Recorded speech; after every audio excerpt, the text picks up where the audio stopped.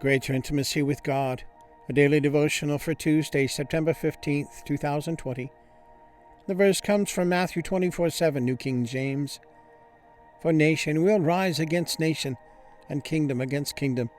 And there will be famines, pestilences, and earthquakes in various places. Hunger is the title of today's devotion.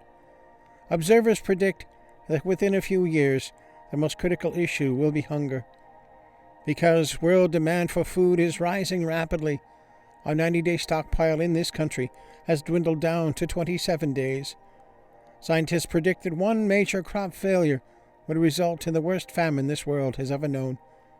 Adding to the problem is the unequal distribution of food. The average person in third world countries consumes about 400 pounds of grain a year. The average North American eats about a ton, at least 100 pounds of which can be accounted for in alcoholic beverages. James Reston says the rich world doesn't really believe in the coming food crisis any more than it believes in the oil crisis. There may come a day when we're all on Weight Watchers.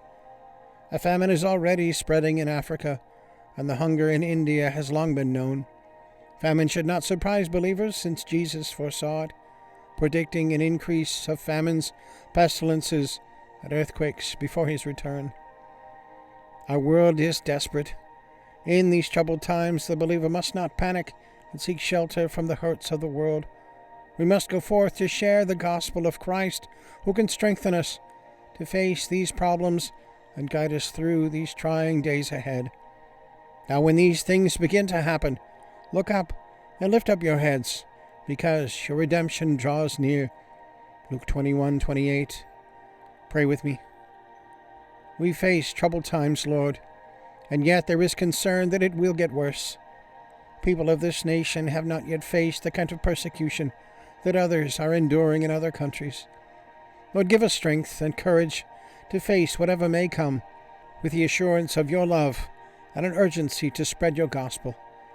Give us a hunger and a thirst for your righteousness and a purity of heart and mind to be faithful to your purpose and plan. All for your glory, honor, and praise, Jesus. Amen. Okay, and there's a link there for a song by Seal, People Get Ready. That's a good song, so give it a listen. All right, so give us a thumbs up and click subscribe. Leave a comment, question, prayer request. Always glad to hear from you. Always glad for your prayers and support. So always love to hear from you. All right, so have a good day. God bless. We'll see you tomorrow.